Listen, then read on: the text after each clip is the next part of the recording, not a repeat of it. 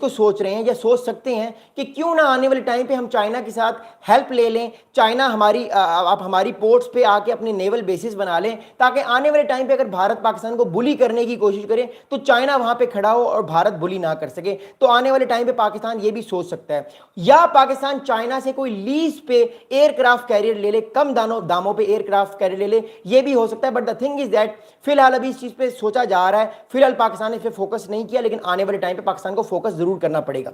अगली बात आपको बताऊं, देखिए पहली इंपॉर्टेंट बात ये कि ये जो भारत का डिफेंस बजट है, जो भारत न्यूक्लियर क्राफ्ट कैरियर बनाएगा, इसकी जो अमाउंट आएगी ये आएगी $15 बिलियन तक ये आ सकता है। अब $15 बिलियन का जो प्रोजेक्ट है ये बहुत इंपॉर्टेंट प्रोजेक्ट है।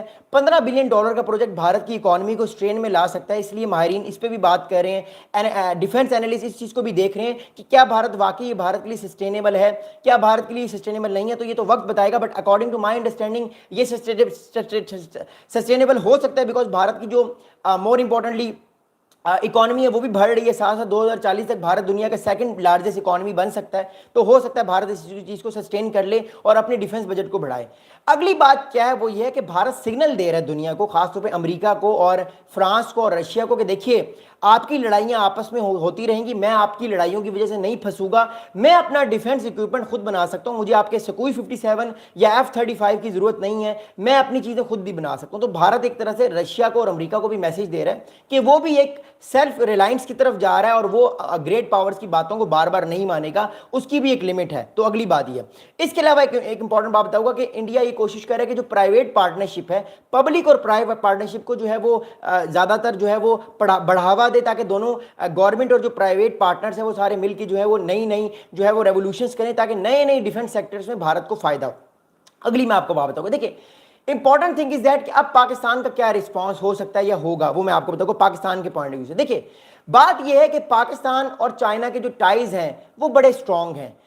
पाकिस्तान के जो नेवी है वो बहुत स्मॉल है, हम सबको पता है, भारत की नेवी बहुत बड़ी है। पाकिस्तान की जो नेवी है वो अपने आप वो डिफेंस करने के लिए, भारत की नेवी अटैक करने के लिए, पहली बात तो ये है। इंपॉर्टेंट थिंग इज दैट कि पाकिस्तान जो है वो भारत का एयरक्राफ्ट कैरियर जो बन रहा है इसको खामोशी से नहीं देखेगा। पाकिस्तान भी आने वाले टाइम पे जो है वो अपना जो एयरक्राफ्ट कैरियर्स का वाली साइड है या अपनी जो डिफेंस का खाता है उसको भी खोलने की कोशिश करेगा। वो कैसे, वो मैं आपको बताऊं। देखिए पाकिस्तान के पास अब दो ऑप्शंस हैं। पहला ऑप्शन तो ये है कि पाकिस्तान चाइना से एयरक्राफ्ट कैरियर 10 साल बाद या 15 साल बाद लीज पे ले ले। लीज पे लेने का मतलब यह है कि 2035 तक चाइना के पास तकरीबन 4 या 5 एयरक्राफ्ट कैरियर्स ऑलरेडी हो चुके होंगे, अभी तो 2 हैं। 10 साल बाद चाइना के पास 5 या 6 एयरक्राफ्ट कैरियर्स होंगे। तो उनमें से अगर पाकिस्तान एक लीज पे ले ले तो इंपॉर्टेंट है। एक और भी चीज हो सकती है, वो क्या, देखिए चाइना सी पैक को बचाने के लिए अपना एक एयरक्राफ्ट कैरियर जो है वो हो सकता है पाकिस्तान की गवादर पोर्ट या कराची पोर्ट के करीब जो है वो किसी स्ट्रेटेजिक लोकेशन पे, अननोन लोकेशन पे खड़ा कर दे, ताकि आने वाले टाइम पे इंडिया डटर रहे कि अगर इंडिया अटैक करने की कोशिश करेगा पाकिस्तान के एसेट्स पे तो चाइना प्रोटेक्ट करेगा। तो ये दो चीजें हैं। आई थिंक जो फिजिबल पाकिस्तान के लिए रहेगा वो यही रहेगा कि चाइना खुद अपना एयरक्राफ्ट कैरियर पाकिस्तान के पानियों में रख दे, क्योंकि एक तो ये बड़ा एक्सपेंसिव है और पाकिस्तान फिलहाल अपनी जो मिलिट्री का जो पाकिस्तान का बजट भी 15 या 16 बिलियन डॉलर का है, तो पाकिस्तान फिलहाल फोकस करना चाह रहा है अपनी एयरफोर्स पे और अपनी जो मिलिट्री डिफेंस है उस पर। तो अगर चाइना ये काम कर देगा तो बेहतर है, बट अभी डोंट नो कि क्या चाइना करेगा या नहीं करेगा, या पाकिस्तान चाइना को पैसे देगा इसके, तो ये तो वक्त ही बताएगा। लेकिन याद रखिएगा चाइना का सी पैक भी पाकिस्तान में है, जो चाइना के लिए बड़ा हाई स्टेक चीज है। तो हो सकता है चाइना सी पैक को बचाने के लिए कि उसका वो सी पैक वाला खाता खराब ना हो, इस तरह का कोई अमल दखल कर दे। अगली बात आपको बताऊंगा, देखिए अगली बात यह है कि पाकिस्तान आने वाले टाइम पे चाइना के साथ ज्वाइंट पेट्रोल्स करेगा, ज्वाइंट इंटेलिजेंस शेयरिंग करेगा और चाइना की जो प्रेजेंस है गवादर में इसको इंक्रीज करने की कोशिश करेगा। अब चाइनीज की जो प्रेजेंस है गवादर में वो कैसे इंक्रीज हो सकती है, उसकी दो रास्ते हैं। एक तो चाइना अपनी naval force partially Gwadar port में खड़ी कर दे और पाकिस्तान के साथ वो सारी इंफॉर्मेशन शेयर करे जिससे पाकिस्तान अपने आप को बचा सकता है, या चाइना प्रॉपर्ली अपना एक नेवल बेस, एक परमानेंट नेवल बेस जो है वो गवादर पोर्ट में खड़ा कर दे। ये भी पॉसिबिलिटी है। तो ये दोनों चीजें अगले 10 साल में हमें नजर आना शुरू हो जाएंगी, क्योंकि गवादर प्रोजेक्ट 2032 में खत्म हो जाएगा, ये बात है। अगली बात आपको बताऊंगा, पाकिस्तान अब एक और भी चीज कर रहा है। पाकिस्तान एंटी सबमरीन और एंटी एयरक्राफ्ट इक्विपमेंट पे फोकस कर रहा है, ताकि अगर पाकिस्तान एयरक्राफ्ट कैरियर नहीं बना सकता तो ऐसे एंटी सबमरीन टॉर्पेडोज बना ले, ऐसे मिसाइल्स बना ले, अंडर वाटर मिसाइल्स बना ले, जिसमें पाकिस्तान काम भी कर रहा है कि अगर पाकिस्तान को भारत का थ्रेट हो तो पाकिस्तान उसके जरिए भारत को डेटर करने की कोशिश करे। आफ्टर ऑल एक एयरक्राफ्ट कैरियर बहुत अरसे बाद बनता है, बहुत महंगा होता है, तो भारत उसको लूज करना बिल्कुल नहीं चाहेगा।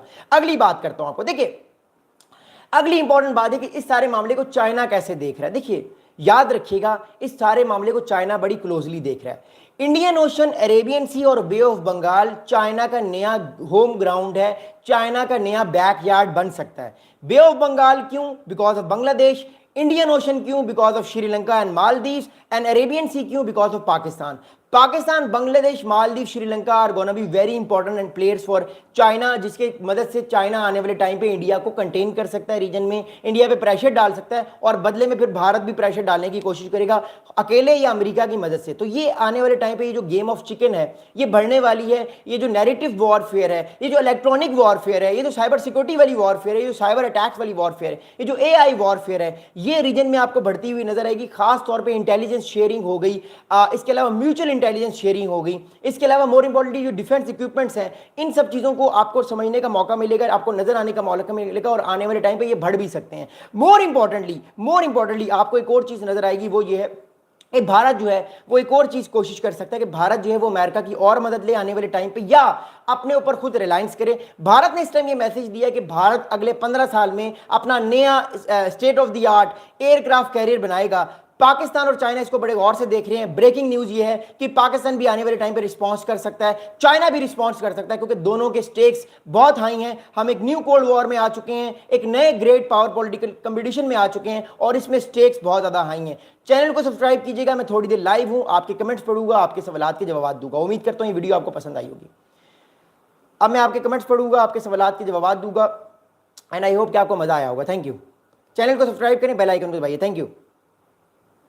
ओके, अंकुज यादव भाई, घर में सब कैसे हैं? आप ठीक हैं? लेजेंडरी भाई कैसे हैं? आप ठीक हैं?